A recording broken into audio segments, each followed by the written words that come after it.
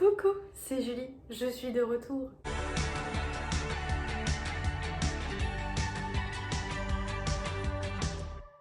Aujourd'hui, on va parler d'amour et des liens d'âme sœur et d'âme jumelle. Pour que tu puisses savoir si la personne que tu as en tête est ton âme sœur ou ton âme jumelle. Et à la fin de chaque explication en bonus, je te donnerai des techniques pour pouvoir les attirer si jamais tu penses que tu n'es pas encore en contact avec l'une d'elles.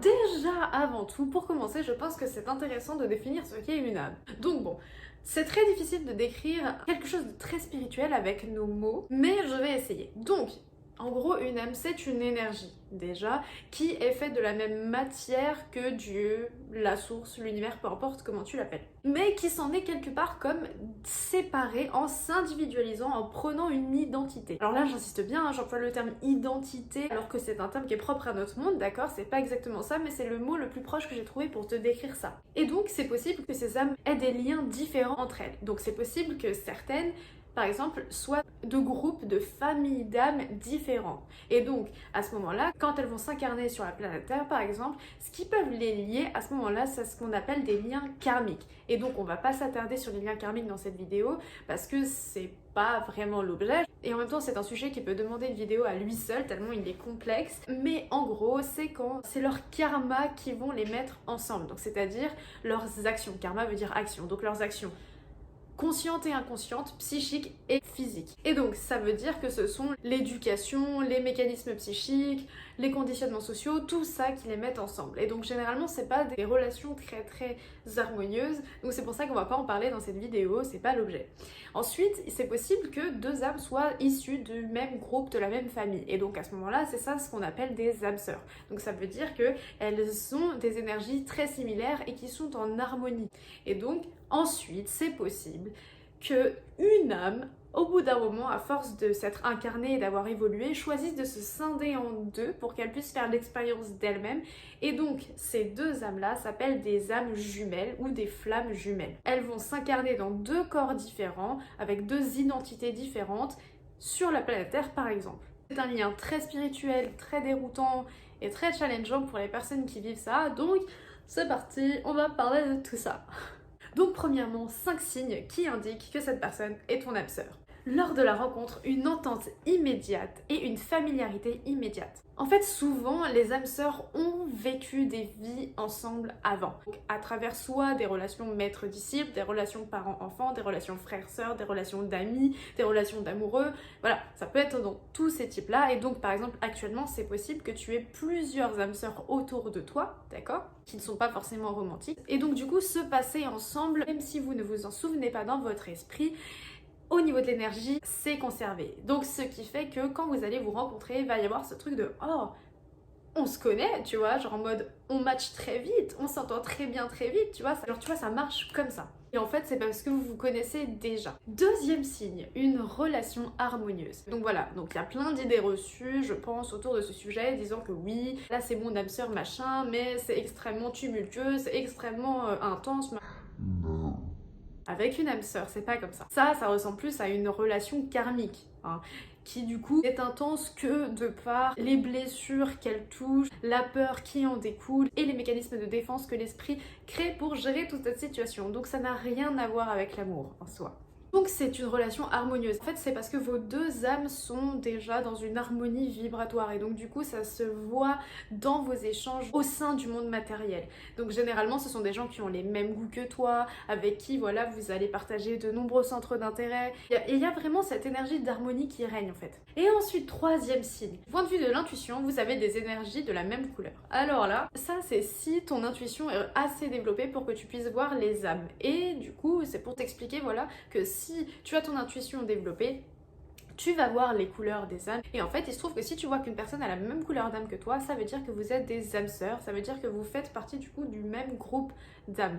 Et donc oui, des couleurs, parce qu'en fait, c'est notre intuition qui nous donne un outil plus proche du monde matériel pour comprendre les informations qu'elle nous donne, mais en soi, c'est juste pour dire que voilà, que vous avez des énergies similaires, pas identiques, similaires. Quatrième signe, vous avez à la fois une relation d'amis et d'amoureux. Donc là, ça va toujours avec cette idée d'harmonie en fait. Normalement, avec ton âme sœur, il y a cette sensation un peu de compagnon. Donc c'est-à-dire qu'ensemble, vous vous comprenez, vous grandissez ensemble, généralement progressivement, dans une atmosphère relativement de paix. Et en fait, c'est parce que cette relation est là pour justement t'aider à te développer, à t'aligner à toi-même, et le tout de manière douce. Quand même. Il n'y a pas cette idée de conflit en fait, mais qui du coup s'entraident, grandissent ensemble. Tu vois cette idée-là, c'est un peu une idée d'équipe qui fonctionne ensemble et qui avance ensemble. Cinquième signe, tu te sens à ta place avec cette personne. Alors là, et ça vient aussi du fait que vous venez du même groupe d'âmes, hein, donc ça fait que quand tu es avec cette personne, tu sens que t'es un peu comme, enfin t'es chez toi en fait, t'es là où est-ce que tu es censé être quelque part, tu vois. Donc si bien que, imaginons, si même il y a une rupture, souvent c'est genre d'un commun accord et tout, ça se passe bien, ça fait pas très mal et tout. Même si honnêtement dans ces types de relations, la rupture est relativement rare, tu l'imagines bien, hein, parce que généralement ça marche très très bien. Ensuite, si tu penses après toutes ces petites descriptions que autour de toi il n'y a pas d'âme sœur romantique et que tu aimerais en attirer une, comment faire? Alors j'ai quelques petites techniques pour toi. Déjà, la première chose à faire, c'est d'être dans le moment présent et de te connecter à ton intuition. Parce qu'il se trouve que, étant donné que vous avez des énergies similaires d'âme, c'est très possible que tu en as déjà autour de toi, pas très loin. D'accord? C'est simplement que, étant donné que ton cerveau est toujours préoccupé, il pense à plein de choses, il est stimulé par toutes les informations qu'il reçoit, les réseaux sociaux, les publicités, les gens dans la rue, les machins, des fois tu n'es même pas dans le moment présent, tu es soit dans le passé, soit dans le futur, ce qui fait que tu ne peux même pas voir quand autour de toi tu as, ou même si tu rencontres une personne qui est ton âme sœur, tu ne le vois même pas. Donc c'est pour ça que c'est très important d'observer ton intuition et de voir quelle sensation tu as au contact d'une personne. Si tu vois qu'avec une personne tu as toutes les émotions que je t'ai décrites, ça veut dire que c'est très certainement une âme sœur. Alors par contre attention, hein, c'est possible au début d'une relation karmique de ressentir cette familiarité, de ressentir ce ah je me sens à la maison simplement parce que c'est familier à tout ce que tu as connu depuis que tu es petit ou petite. Donc il faut vraiment regarder ça dans le temps et l'allonger dans le temps bien évidemment pour voir si ça dure. Parce que la relation karmique généralement ça se transforme et ça devient tumultueux après. Ensuite, deuxième technique, c'est une technique de visualisation. Avant de dormir, hein, quand dans ta chambre il fait tout noir, quand il n'y a pas de bruit, tu fermes les yeux, tu prends de grandes inspirations, hein, tu calmes ton esprit et là, je vais te demander d'imaginer une relation qui répond à toutes les descriptions que je t'ai données. Cette énergie d'harmonie, cette énergie d'entente, de confiance, on grandit ensemble, de nous sommes des compagnons dans la vie pour grandir, tu vois, toute cette énergie. Et je veux que tu imagines des moments heureux avec cette personne, que tu imagines bien la sensation que ça te fait, tu vois, et que tu l'imagines si bien que à la fin de cette visualisation, tu imagines que juste à côté de toi dort ton âme sœur. Il faut que ça devienne réel dans ton cerveau. Et en fait, ce qui se passe à ce moment-là, juste le fait de l'imaginer, tu commences à générer l'énergie de cette union et donc tu commences à l'attirer vers toi. Tous les événements vont commencer à s'agencer pour t'apporter cette personne à toi, d'accord? Tu fais cet exercice environ pendant 2 semaines, hein, ou un peu moins, en fonction de ce que ton intuition te dit, d'accord? Et après ces 2 semaines, tu lâches prise. C'est-à-dire, t'arrêtes de faire l'exercice, t'arrêtes d'y penser, juste tu te concentres sur vivre ta vie maintenant. Troisième technique.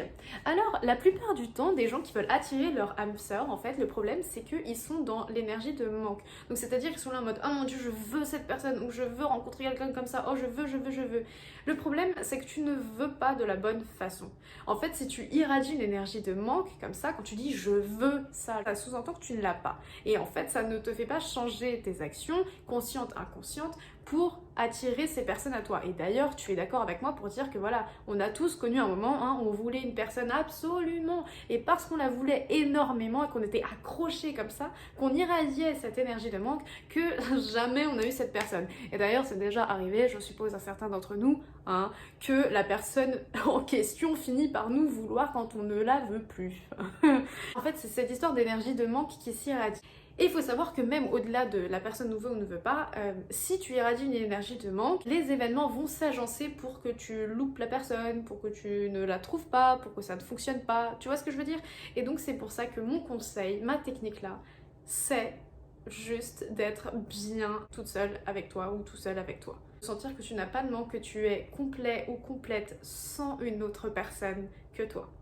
Et ça, c'est très important. Et lorsque tu irradies ça, les gens, ils tombent du ciel comme la pluie là. Donc ça, c'est notre technique. Ensuite, 5 signes que cette personne est ta flamme jumelle. Ouh, alors là déjà, hein, je t'avertis.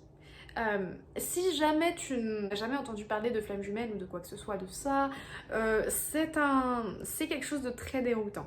D'accord? C'est parce que c'est un lien extrêmement spirituel et donc du coup une grande partie de ce lien n'est même pas explicable selon la logique de notre esprit rationnel. Il faut vraiment être connecté à son intuition pour comprendre les dynamiques qui sont en place à ce moment-là et ça demande du travail sur soi, ça demande de l'intuition, ça demande d'être connecté à tout ce qui est spiritualité, ça demande d'avoir de la patience. Vraiment, c'est quelque chose de très particulier, ok? Donc, si tu fais des recherches ou si tu as fait des recherches sur le sujet, t'as dû croiser des trucs en mode « Oh mon dieu, je veux rencontrer ma flamme jumelle, oh mon dieu, Twin Flames, machin ». Sauf qu'il faut savoir que ça demande énormément de travail et énormément d'énergie. Donc voilà, mais bon, bref, 5 signes qui indiquent que cette personne est probablement ton âme jumelle. Alors premièrement, des synchronicités et des signes envahissants. Donc c'est-à-dire que avant de rencontrer la personne, tu vas commencer à être comme poursuivi par le même chiffre qui va être là sur l'horloge, sur un reçu de carte bancaire, dans la rue, sur un camion qui passe au moment où tu le regardes, sur une plaque d'immatriculation qui passe au moment où tu la regardes. En fait, partout, il va y avoir des chiffres qui vont te suivre et ça va être bizarre, d'accord? C'est possible que tu aies des coïncidences qui arrivent de manière beaucoup plus nombreuse. Il y a tout ça qui va se passer, ok? Et en fait, ça c'est pour l'énergie intense qu'il y a entre ton âme et la sienne. C'est ça qui commence à se mettre en route. C'est possible aussi que tu aies des rêves étranges, certes positifs et spirituels, mais étranges. Tu vois, tout ça, ça c'est déjà un bon gros signe. Hein. Ensuite, deuxième signe, lors de la rencontre, la sensation de reconnaître l'âme. C'est-à-dire que, alors, un peu similairement à l'âme sœur, en fait, tu vas avoir la sensation de reconnaître l'âme de la personne. Donc c'est une situation plutôt drôle, hein, dans le sens où tu ne connais pas l'identité, enfin la personnalité de la personne, tu ne la connais pas, son prénom tu le connais peut-être pas ou à peine, ses traits de personnalité tu les connais pas ou à peine, mais bizarrement t'as cette sensation que bordel, son âme là, tu la connais, hein, c'est pas quelqu'un d'inconnu pour toi, tu vois ce que je veux dire? Et donc du coup ça crée cette espèce de mélange bizarre, et donc ça c'est l'essence même hein, de cette relation, hein, où il y a ce truc de spirituel et de matériel qui s'entremêle comme ça, c'est... Bref. Ensuite, troisième signe, une attirance comme jamais t'en as connu. Donc ça, typique, hein, ça arrive très vite généralement dans la relation. Si ce n'est instantanément, tu vas commencer à être attiré envers cette âme, mais comme jamais. Tu vas ressentir un truc genre waouh. Ouais, waouh, comme t'as jamais connu. Parce qu'en fait, c'est pas une attirance comme on l'entend selon le sens matériel, en mode où tu me plais, quelqu'un me plaît. Non, ça n'a rien à voir avec ça. C'est vraiment, en fait, on appelle ça attirance dans notre monde, mais en fait, c'est vraiment les deux âmes qui ont envie de fusionner, qui s'attirent mutuellement en fait. Donc du coup, ça va se manifester dans une attirance très forte. Et donc généralement, les deux personnes, c'est un peu waouh, c'est quoi ça? Tu vois, généralement elles sont surprises. Ça, déjà, c'est un très très bon signe. Hein. Ensuite, quatrième signe. Un mélange contradictoire. Alors, l'essence même de cette relation, hein, comme je te l'ai dit, hein, c'est cette espèce de contradiction, ou plutôt de cette coexistence entre le spirituel et le matériel, tu vois. Donc, c'est-à-dire que ce qui va se passer, c'est que leurs âmes vont s'attirer comme jamais. Mais leur ego, donc leur partie matérielle, ils vont se repousser. Donc c'est-à-dire qu'en gros, imaginons, voilà, là tu vois ma main, hein, imagine que là, tous les endroits là, entre mes doigts, ça représente les blessures émotionnelles. Et ben ces deux personnes, ça va faire ça. Donc c'est-à-dire qu'ils vont se toucher sur toutes leurs blessures émotionnelles. Et donc ça fait qu'ils vont être fortement attirés, mais ils vont se sentir pas à l'aise et pas bien avec l'autre personne. Donc au début si, hein, parce que généralement c'est vu qu'il y a la rencontre, c'est très fort et tout. Mais très vite dans les jours qui suivent, ils vont commencer à se sentir mal à l'aise, pas bien, il y a la peur, des non-dits qui vont sortir, typique, toutes les blessures émotionnelles qui ressortent et qui du coup sont titillées avec l'un et avec l'autre. Même si bon, cinquième signe, la rupture. Oui, c'est inévitable. hein, ça fait partie du processus même. En fait, les deux personnes, quand elles se rencontrent, généralement, elles ne sont pas alignées à elles-mêmes, elles n'ont pas guéri les blessures émotionnelles, elles ne sont pas... En fait, leur âme est au service de l'ego. Donc, c'est-à-dire qu'elles n'écoutent pas leur âme, elles écoutent leur ego, leur peur, leurs blessures, etc. Et donc, elles doivent se séparer pour travailler sur elles et pour que l'ego passe en dessous de l'âme et que l'ego soit guéri, moins fort, et donc, du coup, que ce soit l'âme qui prenne les décisions et les actions, etc. Ça s'appelle l'état de séparation, hein, et il peut durer, pour certains cas, quelques mois, et pour d'autres, des années, voire peut-être une vie entière. C'est possible, ça dépend des deux personnes. Et donc durant ce temps-là, les deux personnes sont censées travailler sur elles, potentiellement sortir avec d'autres personnes.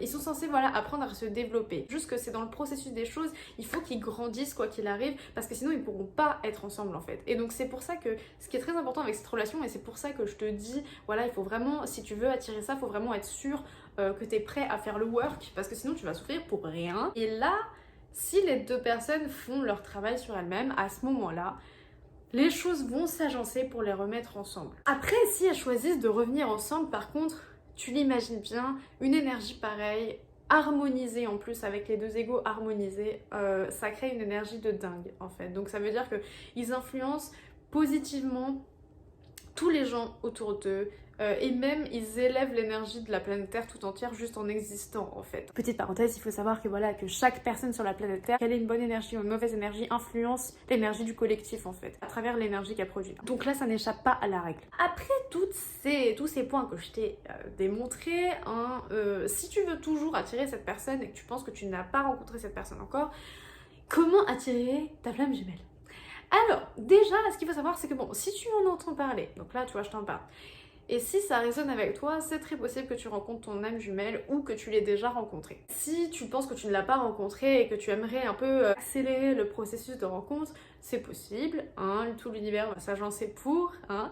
Donc là, j'ai une technique de visualisation pour toi. Avant de dormir, hein, quand il fait tout noir, tout ça, machin, tu fermes les yeux, tu prends de longues et profondes inspirations et tu calmes tout ton système nerveux, d'accord? Et à ce moment-là, tu visualises ton âme. Il n'y a pas besoin de chercher à la trouver, machin, juste tu la visualises, c'est suffisant. Tu te concentres bien dessus, sur son énergie, etc. Tu te concentres dessus, c'est tout. Et à partir de ce moment-là, tu mets l'intention de trouver son double vibratoire parfait, hein, c'est-à-dire la flamme jumelle. Et là, tu vas la trouver, hein, tu vas la localiser dans l'univers. Juste, tu mets l'intention de te connecter à elle, et tu te connectes à elle. Et là, en fait, juste le fait de mettre l'intention, ça a lieu en fait. Et donc tu fais cet exercice comme ça pendant 2 semaines ou un peu moins, en fonction de ce que ton intuition te dit de faire.